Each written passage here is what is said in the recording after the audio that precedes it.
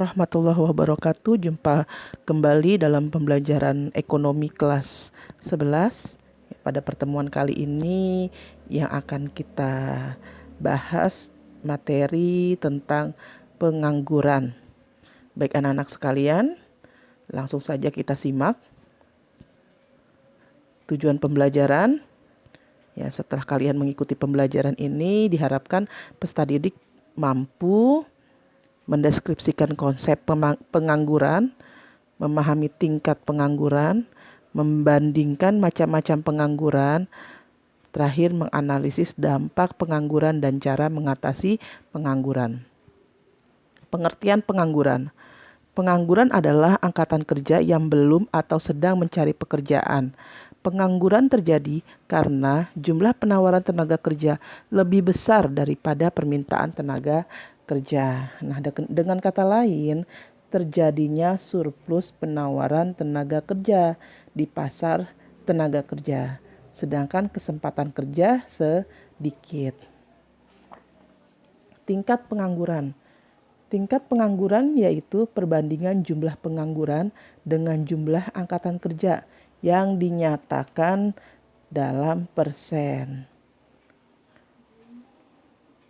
Jika diformulasikan ke dalam persamaan, diperoleh sebagai berikut. Tingkat pengangguran sama dengan jumlah pengangguran dibagi jumlah angkatan kerja dikali 100%.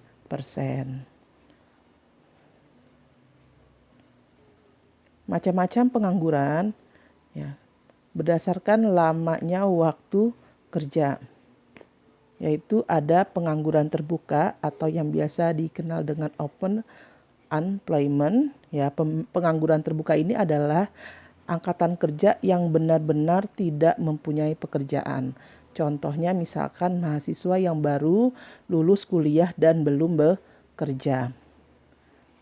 Lalu ada setengah pengangguran atau under unemployment. Nah, setengah pengangguran ini adalah angkatan kerja yang sudah bekerja, hanya tidak bekerja secara optimal atau bekerja di bawah jam kerja yang normal. Contohnya petani yang menganggur karena menunggu hasil atau musim panen tiba.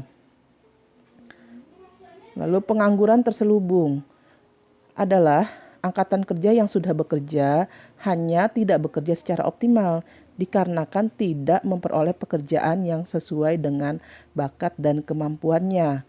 Contohnya perusahaan X memiliki 7 orang karyawan, padahal sebetulnya dengan mempekerjakan 5 orang karyawan juga pekerjaan pada perusahaan X dapat selesai dengan baik.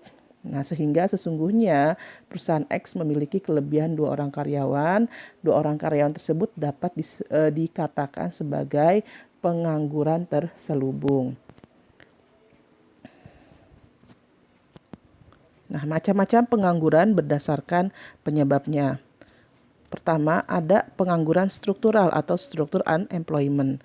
Pengangguran struktural ini adalah angkatan kerja yang menganggur dikarenakan adanya perubahan struktur ekonomi suatu negara. Misalnya, perubahan dari agraris ke industri ya. Pengangguran struktur adalah pengangguran yang disebabkan karena perubahan struktur ekonomi. Misalnya struktur ekonomi agraris kemudian berubah menjadi struktur ekonomi industri. Lalu pengangguran siklus atau unemployment, cyclical unemployment ya.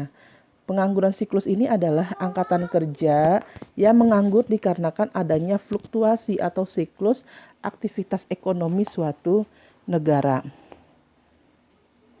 Lalu ada pengangguran friksional atau frictional unemployment. Adalah angkatan kerja yang tidak bekerja karena mengharapkan pekerjaan yang lebih baik dari sebelumnya. Nah, pengangguran friksional bersifat sementara karena pada dasarnya bukan disebabkan oleh ketidakmampuan peroleh pekerjaan, melainkan angkatan kerja tersebut menginginkan pekerjaan dan gaji yang lebih baik. Lalu pengangguran musiman atau seasonal unemployment. Pengangguran musiman ini adalah pengangguran yang terjadi karena faktor musim. Contohnya para petani atau pekerja bangunan yang bekerja karena pengaruh faktor musim. Lalu pengangguran teknologi atau technological unemployment. Di sini adalah angkatan kerja yang menganggur dikarenakan terkena dampak perkembangan teknologi atau adanya pergantian penggunaan tenaga manusia oleh mesin-mesin teknologi canggih. Ya, contohnya penggunaan pesawat seluler atau handphone yang menyebabkan pengangguran bagi para karyawan warung telepon ya, dan banyak contoh yang lainnya. Lalu ada pengangguran sukarela, voluntary unemployment. Pengangguran sukarela ini adalah angkatan kerja yang memilih untuk tidak bekerja walaupun terdapat kesempatan kerja. Biasanya dikarenakan merasa sudah tercukupi segala kebutuhan hidupnya dan memilih banyak melakukan kegiatan sosial. Nah, menurut kalian apa sih dampak pengangguran terhadap perekonomian? Bagaimana cara mengatasi pengangguran? Ya. Jadi, tugas kalian tadi ya sebelumnya kita lihat ya. Nah, di sini ya.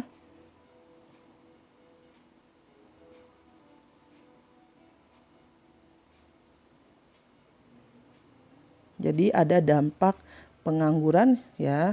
Jadi menurut kalian apa dampak pengangguran terhadap perekonomian dan bagaimana cara mengatasi pengangguran tersebut? Ya silakan kalian cari ya literasinya, bisa kalian lihat dengan panduan buku paket atau kalian bisa searching ya dengan mencari informasi melalui Google dan lain sebagainya. Ya, demikian pembelajaran kita pada hari ini ya. Tetap semangat dan selalu jaga kesehatan. Wassalamualaikum warahmatullahi wabarakatuh.